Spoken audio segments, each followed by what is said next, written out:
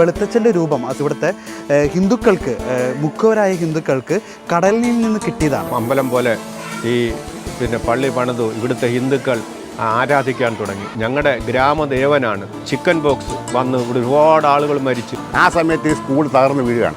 ഞാൻ ഓടി വന്ന് നോക്കിയപ്പോൾ മൊത്തം തകർന്ന് നടക്കുകയാണ്. മൊത്തം സ്കൂൾ താഴെ വീണു. ഈ മേഖലയിൽ നിന്ന് ക്രിസ്ത്യൻ കുടുംബങ്ങൾ എന്ന് പറയാൻ അപൂർവമായി 1-2 കുടുംബങ്ങൾ വന്ന് ഇതിനു വേണ്ടി വന്ന് താമസിച്ചവരുമായിട്ട് മാത്രമാണ്.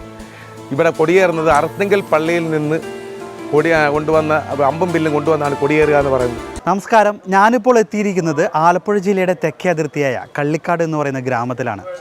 എൻ്റെ പിന്നിൽ നിങ്ങളൊരു ദേവാലയം, കൊച്ചു ദേവാലയം കാണുന്നുണ്ട്. ഈ ഒരു ഗ്രാമത്തിനെ സംബന്ധിച്ചിടത്തോളം വളരെ ചരിത്രം പേറുന്ന ഒരു ദേവാലയമാണ്. ഒപ്പം അത്ഭുത പ്രവർത്തകനായ വിശുദ്ധ സെബസ്ത്യാനോസ് പുണ്യാളൻ്റെ നാമധേയത്തിലുള്ള ഒരു ദേവാലയമാണിത്. ഇതിൽ വളരെയേറെ പ്രത്യേകത എന്താണെന്ന് വെച്ചാൽ ഈ ദേവാലയത്തിൽ ഇവിടെ ഒരു കുടുംബം മാത്രമേ ക്രൈസ്തവരായിട്ടുള്ളൂ. ഒരു കുടുംബം മാത്രം ഈ ദേവാലയത്തിൽ ക്രൈസ്തവരായിരിക്കുമ്പോഴും ഇവിടുത്തെ തിരുക്കർമ്മങ്ങളും ഒപ്പം പെരുന്നാളുകളെല്ലാം വളരെ ആഘോഷപൂർവ്വമാണ് നടത്തുന്നത്. ഇത് നടത്തുന്നത് ആരാന്ന് വെച്ചാൽ ഇവിടെയുള്ള അക്രൈസ്തവർ, അതായത് ഹിന്ദുക്കളാണ് ഈ ദേവാലയത്തിലെ എല്ലാ കാര്യങ്ങളും വളരെ ആഘോഷപൂർവ്വം അതോടൊപ്പം തന്നെ പ്രാർത്ഥനാപൂർവ്വം വിശ്വാസപൂർവ്വം നടത്തുന്നത്. കാരണം ഇവിടെയുള്ള ഹിന്ദുക്കൾക്കൊക്കെ ഈ ഒരു വിശുദ്ധ സെബസ്ത്യാനോസ് വെളുത്തച്ഛൻ എന്നാണ് അവർ വിളിക്കുന്നത്. ഞങ്ങളുടെ വെളുത്തച്ഛൻ എന്ന് അവർ അഭിമാനപൂർവ്വം പറയുകയും ചെയ്യും. ഒപ്പം ഈ ഒരു വെളുത്തച്ഛൻ്റെ രൂപം ഇവിടുത്തെ ഹിന്ദുക്കൾക്ക് മുഖവരായ ഹിന്ദുക്കൾക്ക് കടലിൽ നിന്ന് കിട്ടിയതാണ്. അങ്ങനെ അവരിവിടെ ഒരു ദേവാലയം വർഷങ്ങൾക്ക് മുമ്പേ ഒരു ഓല ദേവാലയം നിർമ്മിക്കുന്നു. അതിനുശേഷം ഫ്രഞ്ച് മിഷണറിയാണ് ഇങ്ങനൊരു ദേവാലയമൊക്കെ ആയിട്ട് മാറ്റുന്നതും കാര്യങ്ങളെല്ലാം. ഇവരുടെ ഗ്രാമദേവൻ എന്നാണ് ഈ ഒരു സെബസ്ത്യാനോസ് പുണ്യാളൻ ഇവർ പറയുന്നതും. ഒപ്പം നിരവധി അത്ഭുതങ്ങൾ ഈ സെബസ്ത്യാനോസ് പുണ്യാളൻ്റെ പേരിൽ ഈ ഗ്രാമത്തിലെ ഹിന്ദുക്കൾക്ക്, പ്രത്യേകിച്ച് ഹിന്ദുക്കൾക്ക് എന്ന് പറയാം, കാരണം ഇവിടെ ക്രൈസ്തവരില്ല, ഒരു കുടുംബം മാത്രമേ ഉള്ളൂ, ഹിന്ദുക്കൾക്ക് ലഭിച്ചിട്ടുണ്ട്.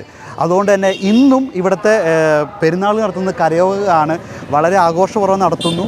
അവർ ഇവിടെ വന്ന് പ്രാർത്ഥിക്കാണ്ട് അവർ എവിടേക്കും പോവില്ല, അത്രമാത്രം വിശ്വാസം അവർക്കുണ്ട്. അതുകൊണ്ട് തന്നെ ഇത്രയ്ക്കും അത്ഭുത സ്ഥിതി നിറഞ്ഞ ഈ ദേവാലയത്തിലെ ഇവിടുത്തെ സെബസ്ത്യാനോസ് പുണ്യാളൻ്റെ രൂപം, പണ്ട് കടലിൽ നിന്ന് ഒഴുകി കിട്ടിയ രൂപവും ഈ ദേവാലയവും കാണാൻ നമുക്ക് എത്തിയിരിക്കുകയാണ്. നമുക്ക് ദേവാലയത്തിലെ അകത്തെ കാഴ്ചകളിലേക്ക് പോകാം.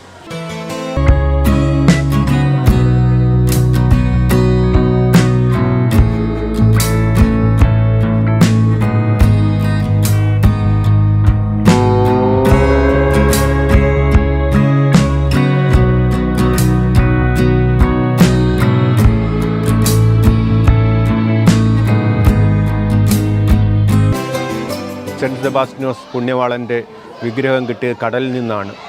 വളരെ അനേക വർഷങ്ങൾക്ക് മുമ്പ് കിട്ടിയ ഈ വിഗ്രഹം കടപ്പുറത്ത് നിന്ന് ഇവിടെ കൊണ്ടുവന്ന് ഒരു ഓല ഷെഡിനകത്ത് ഇത് പണിതു.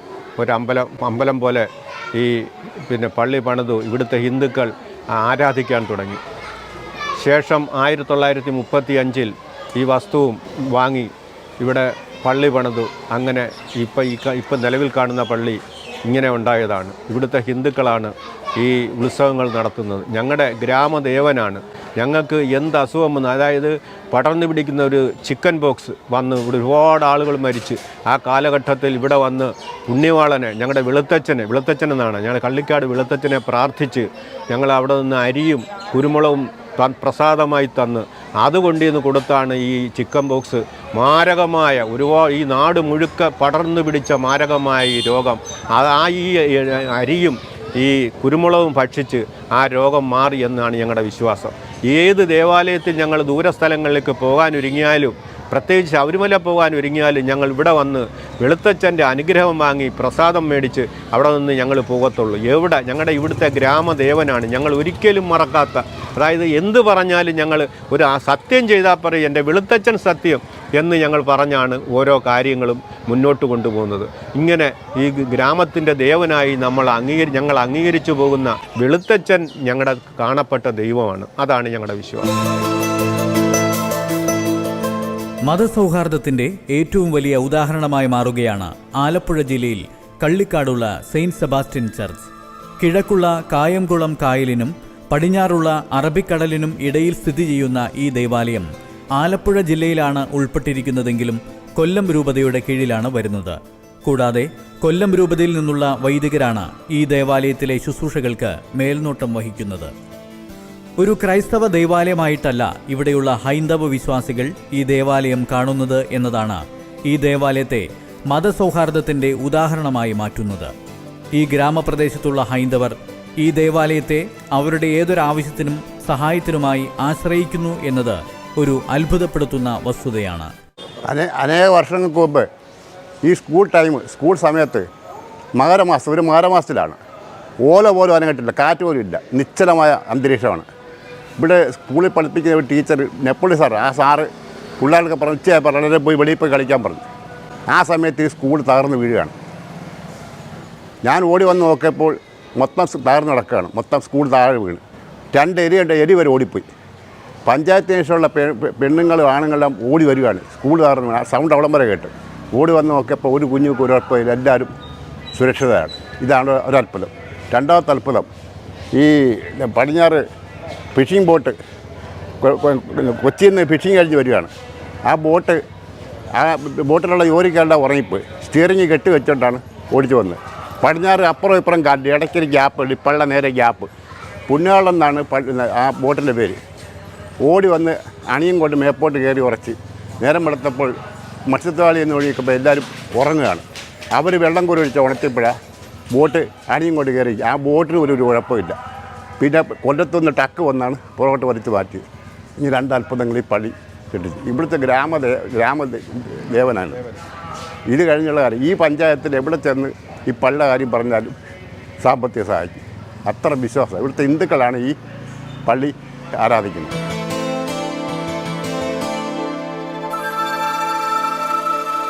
ഈ പള്ളിയുടെ ഐതിഹ്യത്തെ എന്ന് പറയുന്നത് നൂറ്റാണ്ടുകൾക്ക് മുമ്പ്, ഏകദേശം 1925 മുമ്പ് ഇവിടുത്തെ ശ്രീ ചിത്രവിലാസം അരയ സമാജത്തിൻ്റെ നിന്നുള്ള കടലിൽ മത്സ്യബന്ധനത്തിന് പോയവർക്ക് കടലിൽ നിന്ന് കിട്ടിയാണ് ഈ വിഗ്രഹം. അന്ന് ഇവിടെ ക്രിസ്ത്യൻസ് സമുദായങ്ങളില്ലാത്തതിനാൽ അന്ന് കൊച്ചിയിൽ പോയി 2 പേരെ ഇവിടെ കൊണ്ടുവന്ന് താമസിപ്പിച്ചുകൊണ്ടാണ് കടപ്പുറത്ത് ഒരു പള്ളി ഓല കൊണ്ട് മേഞ്ഞൊരു പള്ളി വെച്ചു.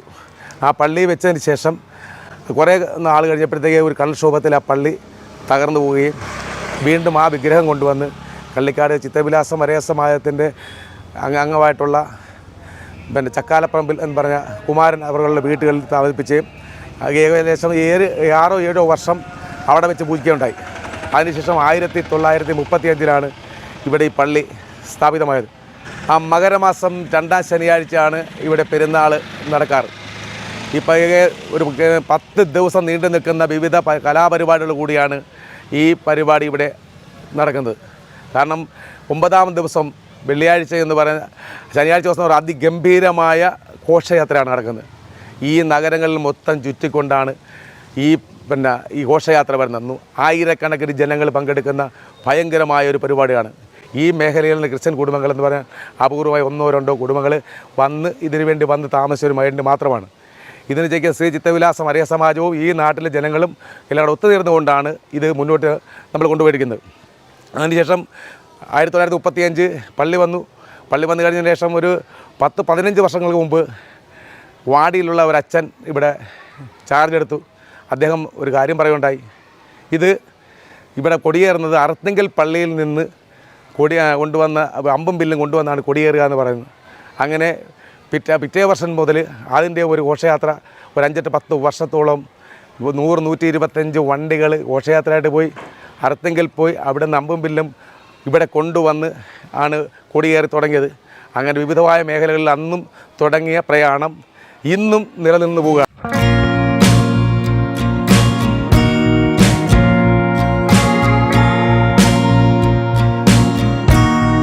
വരുന്ന അസഹിഷ്ണുതയുടെയും മതസ്പർദ്ധയുടെയൊക്കെ ഈ കാലഘട്ടത്തിൽ ഇവിടുത്തെ നാടും ജനങ്ങളും ഒപ്പം ഈ ദേവാലയമെല്ലാം ഇന്ത്യക്ക് തന്നെ എന്നല്ല ലോകത്തിന് മുഴുവൻ ഒരു മാതൃക തന്നെയാണ്.